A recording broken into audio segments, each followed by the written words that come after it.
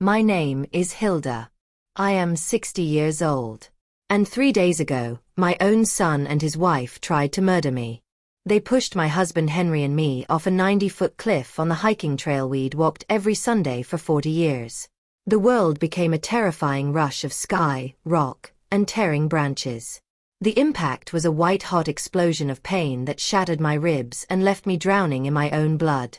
As I lay in the dirt, broken and gasping, I heard Henry's desperate wet whisper from a few feet away. "Hilda, don't move. Play dead."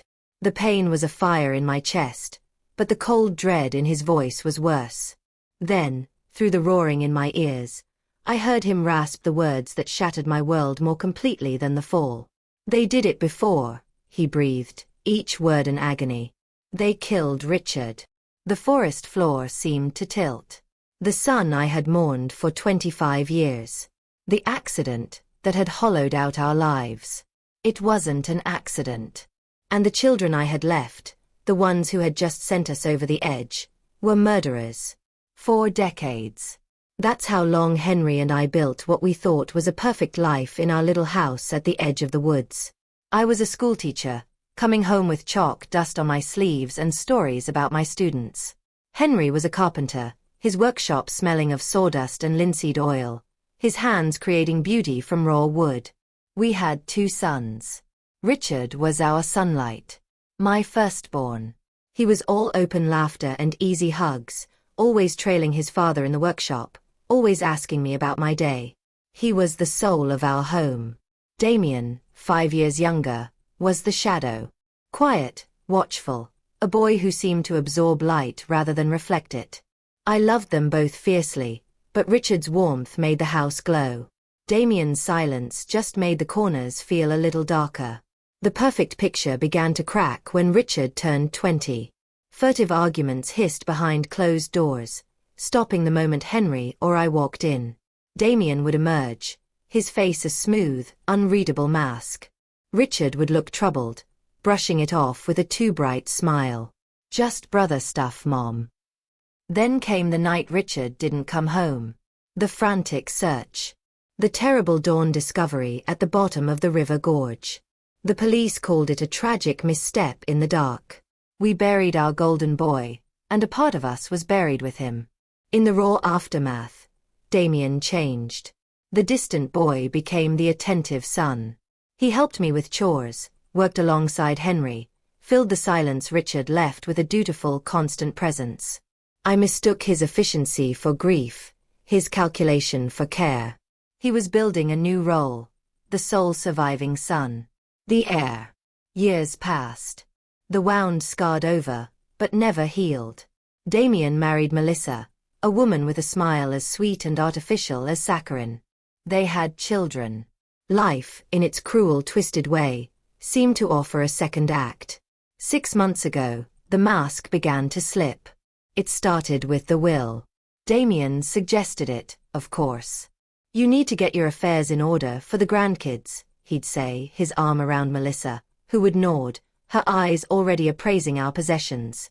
Our life's work, the house, Henry's land, our savings, totaled nearly $200,000. Our lawyer, old Albert, laid out options. Damien pushed for one, naming him and Melissa as sole heirs and executors. "It's simpler," he said, his voice smooth as oil. "And we'll need access to take care of you properly when the time comes."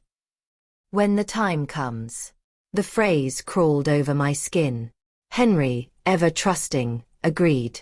I signed with a knot in my stomach, feeling Melissa's hug afterward like a trap snapping shut. "Now we're officially a united family forever," she'd whispered. Her breath smelled of mint and malice.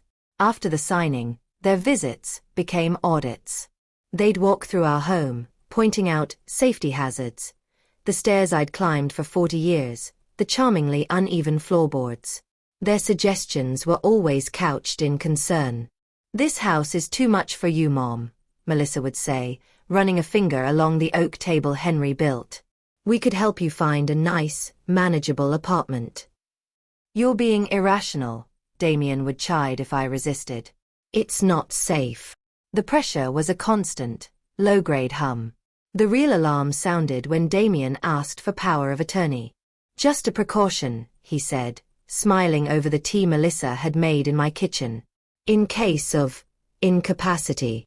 That night, I called my sharp-tongued sister, Harriet. Hilda, she said after a long pause. Why is he so hungry for control? He has his own business. He doesn't need your money. She was right. The question was, what did he need it for? The next time Damien pressed, I found my spine. Son, why is this so important to you? Your father and I are perfectly capable. For a fraction of a second, the dutiful son vanished. His eyes went flat and cold, a look I'd seen only once before, on a fox watching a henhouse. It was gone in a blink, replaced by wounded affection. It's about love and responsibility, Mom. That night, Henry and I argued, a rare, sharp thing. You're seeing ghosts, Hilda, he said, but his voice lacked conviction. Henry, look at him. He's not the same boy. Before Richard died, he was. I struggled for the word. Henry went very still, a plate dripping in his hand. Before Richard died, he echoed, his voice dropping to a whisper.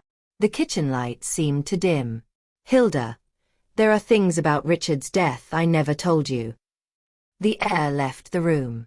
I saw it then, the weight he'd carried alone for 25 years, a secret so monstrous he'd buried it to protect me, to preserve the shattered family we had left.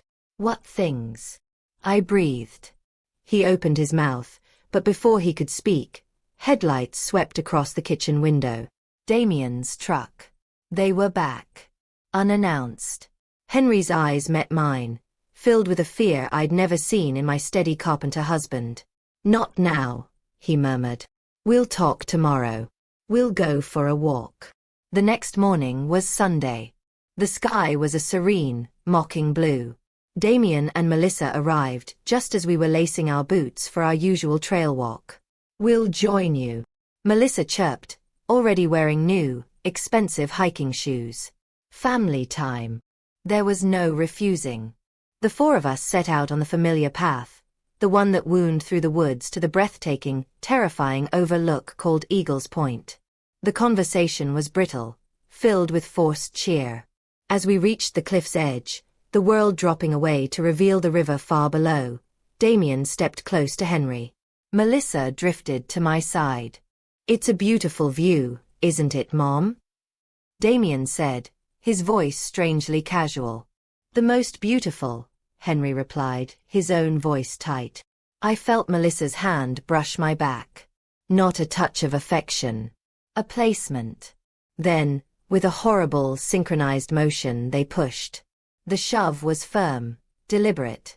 There was no stumble, no cry. Just the sickening lurch into empty air. As I fell, my last sight was not of the sky, but of my son's face, watching us plummet with an expression of utter, serene calculation. Now, broken in the ravine, playing dead beside my dying husband, the truth he tried to tell me finally comes. Richard. The will. The power of attorney. It was never about helping us age. It was about speeding up the process. Eliminating the last obstacles between them and the inheritance they'd already killed for once before. The crunch of gravel above. Voices, calm and discussing. Do we need to go down and check? Melissa. No. That fall. At their age. It's done. We'll report them missing after dinner. Say they went walking alone. Damien. They're standing up there, my children, planning their alibi over our bodies. The pain is blinding, but a new fire is kindling in my chest, not of broken bones, but of a fury as deep and cold as the grave they've made for us. Henry's breathing grows shallower beside me. I have to be still. I have to be dead. But if I live through this, when I live through this, Damien and Melissa will learn that some mothers, when pushed too far, don't just break. They rise. Henry and I exchanged one last look, a silent agreement passing between us. This was it. Our legs trembled as we walked toward the spot Melissa indicated, just a few feet from the precipice. The wind whipped at our clothes, feeling less like a breeze and more like a cold, eager breath. Perfect. Melissa chirped, raising her camera. Smile. It's a beautiful day for family photos. Damien moved behind us. He wasn't in the frame. He was setting the stage. Just a little closer to the edge, Dad, he said, his voice calm, reasonable. For the best view. His hand came to rest on Henry's shoulder, not to steady him, but to guide him closer to the drop. Henry's eyes were wide with terror, but he obeyed, shuffling forward. I followed, my heart hammering against my ribs. I could see the loose gravel at the cliff's lip, the way it skittered over the edge into nothingness. Okay, one more step back, Mom, Damien instructed me, his voice now directly behind my ear. His presence was a dark, solid pressure. We want you both in the shot together. This was the moment. I could feel it in the tension coiling in the air, in the false brightness of Melissa's smile as she peered through the viewfinder. She wasn't taking a picture. She was establishing an alibi. They were right at the edge, posing. It must have been a tragic misstep. Henry, I whispered, my voice lost in the wind. Damien, Henry said suddenly, his voice stronger than I'd heard it in days. He didn't turn around. Your mother and I know. The world seemed to freeze. The cheerful chirp of a bird in the distance became unbearably loud. Melissa slowly lowered the camera. Damien's guiding hand on my back went rigid. Know what, Dad? Damien asked, but the playful lilt was gone.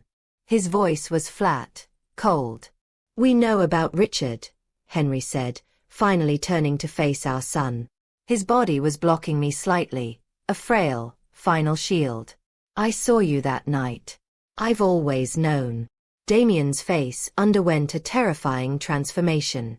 The mask of the concerned, successful son dissolved, eroded by 25 years of hidden rot. What remained was a stranger, haggard, desperate, and filled with a venomous rage. Melissa's placid smile vanished, replaced by a sharp, calculating coldness. You knew, Damien hissed, taking a step forward. All this time, you knew and you said nothing? You lived with it. You let me live with it. I thought I was protecting my son, Henry said, his voice breaking. I was a fool. You were an accomplice. Damien spat. You're just as guilty as I am.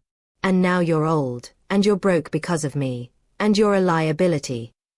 His eyes darted to the cliff edge, then back to us. The pretense was over. The script had changed from accident to something more direct. You shouldn't have come up here. But since you know, it just makes this easier to explain. Grief-stricken elderly parents, unable to live with a horrible secret from the past. Melissa moved then, not toward us, but to Damien's backpack. She pulled out the coil of rope. It wasn't for safety.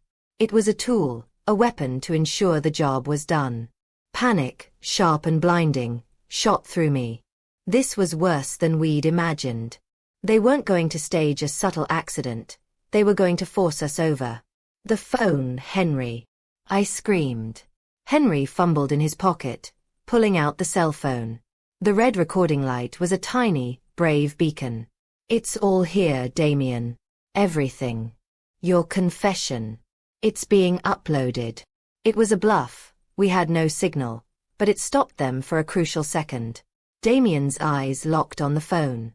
Rage contorted his features. Give me that. He lunged for Henry.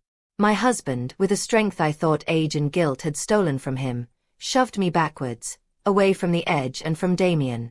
He turned to face our son, the phone held high. Run, Hilda, he roared. But I couldn't.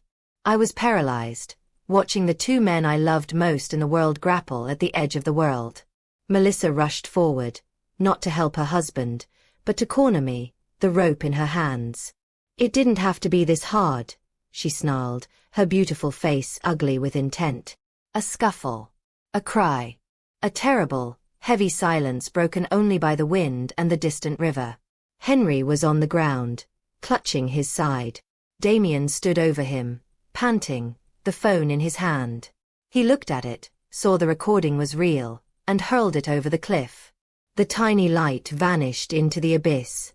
Our evidence was gone. Now, Damien said, breathing heavily, turning toward me. Now it's just a family tragedy. A double suicide, perhaps.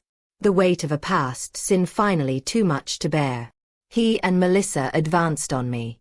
Henry tried to get up, a groan of pain escaping him. I backed up, my heels scraping the edge. There was nowhere to go but down. I looked at my son's face, searching for any remnant of the boy I'd raised, the boy who'd drawn me pictures and hugged my knees. I saw only the man who had killed his brother and was now about to kill his parents.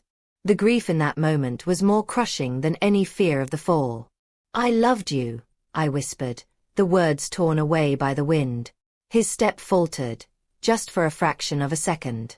In that instant, a new sound cut through the mountain air, the distant but distinct crunch of gravel under tires, the slamming of car doors. Someone was at the trailhead. Damien and Melissa froze, their heads snapping toward the sound. Panic flashed in their eyes. The clean, isolated murder they'd planned was now contaminated with witnesses. The letter, Henry gasped from the ground, a grim, bloody smile on his face. I mailed a copy to Harriet, before we left. Told her, if we weren't back by sunset. He hadn't just hidden a letter. He'd sent one. Shouts echoed up the trail, a woman's voice, my sister Harriet's, calling our names. The spell was broken. The perfect, private execution was now a public scene. Damien and Melissa looked at each other, a silent, frantic communication passing between them. The calculation returned to their eyes, but now it was damage control. Melissa dropped the rope. Her mask snapped back into place, but it was cracked, frantic. "Oh my God!" she screamed, her voice pitched high with new performative terror. "Help! Help! They're up here. There's been an accident." Damien knelt beside Henry, his face morphing into a portrait of desperate concern. "Dad, hold on, help is coming," he cried, his earlier venom replaced by a wrenching sob. He looked at me, his eyes pleading, not for forgiveness, but for complicity. "Play along," they screamed. "Your life for our freedom." I stood there, shaking, suspended between the cliff edge and the horrifying pantomime of rescue. The sounds of rushing footsteps grew louder. Harriet and a park ranger burst into the clearing, their faces etched with alarm. They saw Henry injured on the ground, Damien weeping over him, me pale and trembling a breath away from the edge, Melissa wringing her hands. They fell, or slipped, we don't know. Damien sobbed to the ranger, the consummate actor once more. We were taking pictures. It all happened so fast. The ranger rushed to Henry, calling for an ambulance on his radio. Harriet ran to me, pulling me into a fierce, safe hug away from the edge. "I got the letter," she whispered into my hair, her voice trembling. I knew. Over her shoulder, I locked eyes with Damien. The terror in his gaze had been replaced by something else, a desperate, calculating plea, and beneath it, a seething, unchanging hatred. The performance was for the newcomers, but the truth passed silently between us. He had killed Richard. He had tried to kill us. And he knew that we knew. The game wasn't over. It had just entered a new, more dangerous phase. The mountain hadn't been our execution site, but it had become a different kind of precipice. We were now standing on the edge of a truth too terrible to contain, with our son's freedom, and our own lives, hanging in the balance. The fall was still coming. It just wouldn't be the one he'd planned. The doctor leaned over me, his face a blur of focused concern behind the harsh lights. I felt his gentle fingers on my eyelids, lifting them. The penlight stabbed into my pupils. I let my gaze remain unfocused, my body limp. It was the hardest acting of my life. "She may have severe neurological trauma," the doctor said, his voice muffled by my own roaring heartbeat. "We need a full scan. Prep her for MRI." This was my chance. As the nurse began to cut away my torn, bloodied shirt, I made a decision. With the tiniest movement I could manage, I turned my head toward the doctor. My lips parted, and the faintest, most desperate sound escaped. Not a word, but a raw, guttural whisper of effort. The doctor paused. "Did you hear that?" The nurse stopped cutting. "Hear what?" I did it again, forcing air through my damaged throat. My eyelids fluttered, just once, before I let them fall still again. "She's trying to communicate," the doctor said, leaning so close I could smell the antiseptic on his scrubs. "Ma'am, can you hear me? If you can, squeeze my hand." I let my hand remain utterly limp in his. A squeeze would be too obvious, too easily dismissed as a reflex. Instead, I focused everything I had into moving my right index finger. It was the finger closest to his palm. I dragged the nail, with infinite slowness, across his skin. He jerked his hand back, startled. "She's conscious. Or partially. But she's not responding to direct commands. This is deliberate." His tone shifted from medical curiosity to something sharper. "Get a police officer in here. Now. And page Dr. Evans from Psych. Tell him we have a possible trauma case with atypical presentation." The nurse hurried out. The doctor stayed, his presence a silent vigil. "Whatever it is," he murmured, more to himself than to me, "you're fighting to tell us something, aren't you?" "Yes." I screamed it in the silence of my mind. "Yes, I am." Minutes later, a woman in a police uniform entered, her face young but serious. The doctor explained the situation in low tones. "Found at the bottom of Silver Creek Gorge with her husband and another couple. The son and daughter-in-law say it was a hiking accident. But this," he gestured at me, "this isn't the behavior of someone with a simple head injury. She's hiding." The police officer, whose badge read R. Vance, approached. "Ma'am, I'm Officer Vance. You're in safe hands. Your son, Damien, and his wife are here. They're very worried." At the sound of Damien's name, my body betrayed me. A tremor ran through me, a full-body flinch I couldn't suppress. My heart monitor beeped a frantic protest. Officer Vance and the doctor exchanged a look. "Where is her husband?" Vance asked. "Critical condition. Or multiple fractures. Internal bleeding.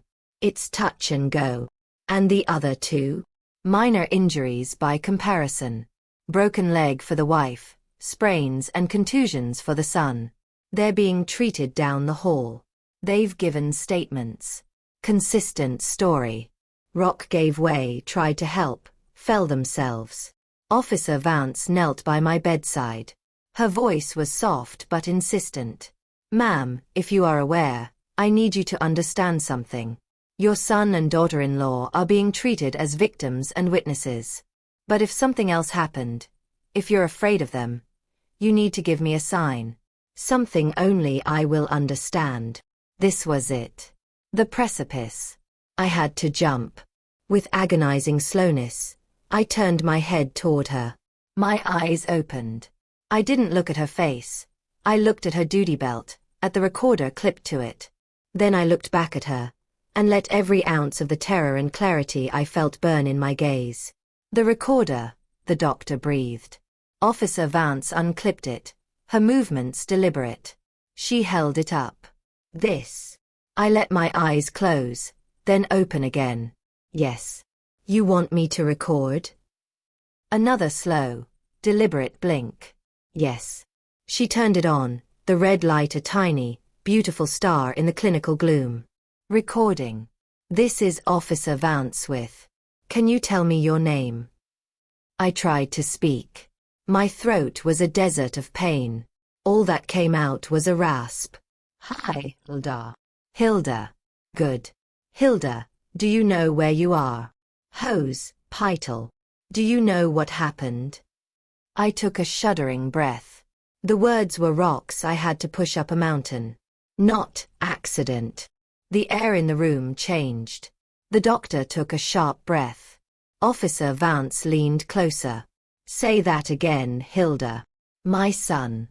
Damien." Each word was a victory, a rebellion. Pushed us. He pushed you and your husband? I nodded, the movement sending bolts of pain through my neck.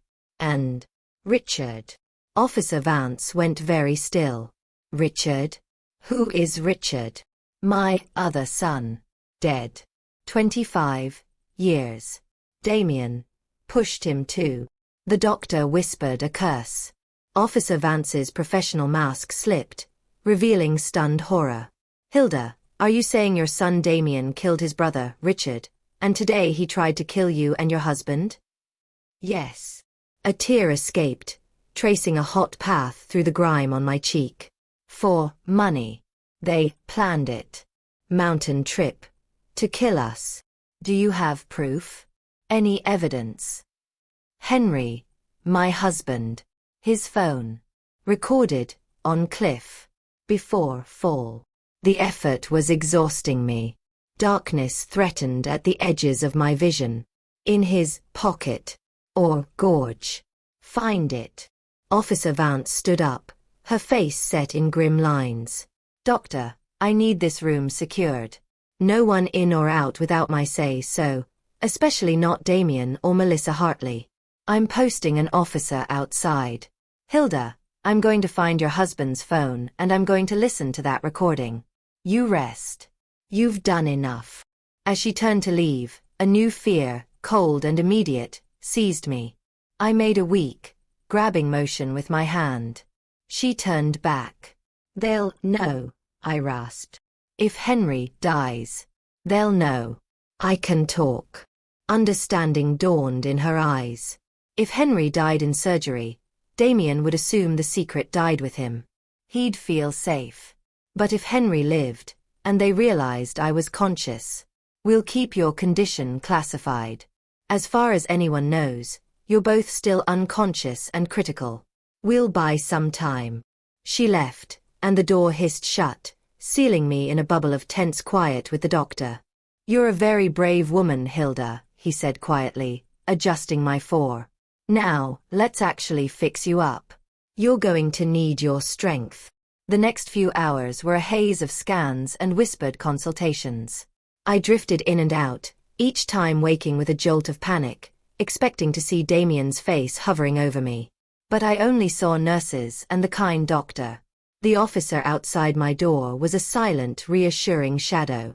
Then, late in the night, the door opened. Officer Vance returned, her expression unreadable.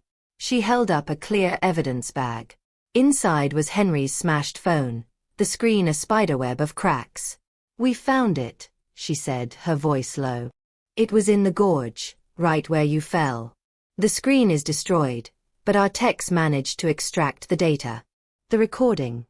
She paused, and for the first time, I saw a flicker of anger in her professional calm. The recording is crystal clear. We have Damien and Melissa discussing the plan. We have Melissa's confession about the money, about pretending. We have it all, Hilda. Relief, so profound it was a physical ache, washed through me. Then, a fresh terror. Henry. Still in surgery. It's serious. But he's a fighter. She sat in the chair beside my bed. We've detained Damien and Melissa. Separately. They were still here, waiting for updates, playing the grieving family. When we approached them, they were confused at first. Then defiant. They have no idea about the phone. What now? Now, Officer Vance said. We wait for your husband. And we build a case. With this recording, Richard's cold case will be reopened. Your statement will be crucial. But Hilda, you need to be prepared. This will be brutal. The media, the trial, everything. I looked past her, out the hospital window at the dark sky. Somewhere out there, in the same building, my youngest son was in a custody room, his perfect life finally crumbling. The son I had loved and raised, who had drawn me pictures and hugged my knees. The man who had killed his brother and tried to kill me. The grief was a bottomless canyon inside me, vaster than the gorge we'd fallen into. But beside it, for the first time in 25 years, was something else. The solid, unyielding ground of truth. I'm prepared. I whispered to the night. Let it be brutal. 3 weeks later, the silence in our home was no longer the heavy, fearful kind, but one of fragile and hard-won peace. The physical wounds were healing. My arm was in a cast, Henry's torso was wrapped in braces, and we moved through the rooms like two battered ancient ships, leaning on each other for support. The house, however, felt hollowed out, a museum of a family that had never truly existed. The legal storm was just beginning. Damien and Melissa were being held without bail, charged with 2 counts of attempted murder and the reopened case of Richard's murder. Officer Vance and the district attorney had been methodical, pitiless. The recording from the cliff was the linchpin, but Henry's hidden letter to my sister Harriet provided the crucial context, the why that made the how undeniable. The forensic accountants had already begun tracing the stolen money, a trail of deceit that led back decades. But the battle in the courts was a distant thunder compared to the silence within our own walls. We were sitting at the kitchen table. The table, for the first time since that night Henry had told me the truth. Morning light streamed in, highlighting the ghost rings from 1,000 coffee cups, the faint scratch from Richard's frantic homework, the invisible weight of Damien's sullen silences. Henry's hand, bruised and bandaged, rested on the worn wood. He wasn't looking at his hands anymore. He was looking out the window, his eyes fixed on something I couldn't see. The DA called, he said, his voice still rough from injured ribs and emotion. They're offering Damien a deal. Life with the possibility of parole in 30 years, if he pleads guilty to everything and gives a full allocution.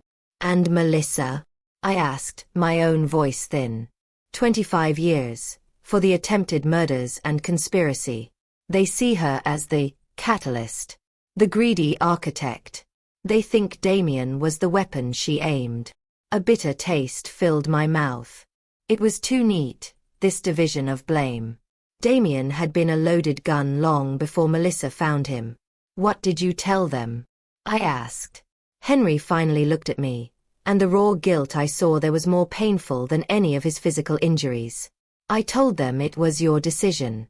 They want our input as victims. Our blessing on the deal. The word victims hung in the air.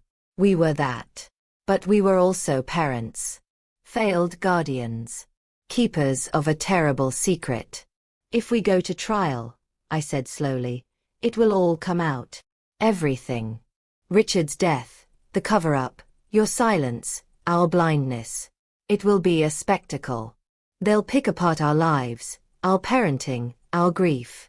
They'll say we drove him to it. They might, Henry conceded. But a trial is the truth, Hilda. The whole, ugly, public truth. A deal. It's a negotiation. It's a quiet ending. It lets some of the truth stay in the shadows. I knew what he was asking. Did I want to protect him? Protect the memory of the man who had covered up his son's first murder out of a twisted sense of protection? Did I want to spare myself the ordeal of sitting in a courtroom and hearing my son called a monster? I thought of Richard. His laugh, so like his father's. His earnest frown when he was concentrating. The way he'd hug me, all fierce, boyish strength. He'd been denied the truth for 25 years. He'd been buried under a lie, and we had been the ones shoveling the dirt. I looked at Henry, this broken good man who had made a catastrophic choice out of love and fear. I loved him still, a love that was now scarred and complex, woven through with pity and anger and a devastating understanding. No deals, I said, the words clear in the sunlit room. No shadows. Richard deserves the whole truth. And we have to survive it. We have to sit there and hear it all for him. Henry closed his eyes, a single tear tracing the new deep line on his cheek. He nodded, a slow, accepting movement. It was a death sentence of its own, the death of the last remnants of the family myth. Okay, he whispered. No deals. A week later, we were in the cool, sterile visiting room of the county jail, separated from Damien by thick, scratched plexiglass. He looked smaller in the orange jumpsuit, pale and deflated. The charming, concerned mask was gone, but so was the cold, calculating rage from the cliff. What remained was a hollowed-out stranger, my son's face worn thin by a lifetime of lies that had finally collapsed in on him. He picked up the phone on his side. We did the same. For a long moment, no one spoke. He stared at us, and we stared back, across the chasm of his actions. "The DA says you rejected the deal," he finally said, his voice flat. "We did," Henry answered, his voice stronger than I'd expected. "Why?" Damien's question was not an accusation, but a genuine, bewildered plea. "It would be easier. Quicker. You wouldn't have to go through it all." "It's not about easy," I said, my fingers tight around the receiver. "It's about Richard." His face crumpled then, just for a second. A flash of the boy he'd been, overwhelmed and terrified. "I didn't mean to push him," he whispered, the words rushing out. That part was true. We were fighting, and I shoved him, and he just fell. I didn't plan it. Not like with you. The distinction was monstrous. An unplanned murder versus a premeditated one. But it was his truth, and for the first time, he was offering it without the filter of a lie designed to save himself. "But you let us believe it was an accident," Henry said, his voice trembling with the weight of a quarter-century. "You let me live with covering it up. You used my love for you as a weapon against me for 25 years. Damien looked down, unable to meet his father's gaze. I was scared. And then, it got easier. The lying. Taking the money. Melissa, she made it seem like it was our due. That you owed us for always favoring Richard. There it was. The seed of the poison. A perceived slight, watered by resentment, and harvested by a greedy hand. It was a pathetic, inadequate explanation for 2 murders, but it was the only one he had. "We didn't favor him," I said, the old defensive reflex rising, then dying just as quickly. What did it matter now? "We loved you both. Differently because you were different people. But completely." He nodded, a jerky, unconvinced movement. "Will you come to the trial?" Henry and I looked at each other. This was the final question. "Yes," I said.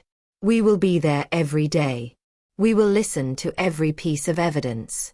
For Richard. And for us." A strange, resigned peace seemed to settle over Damien's features.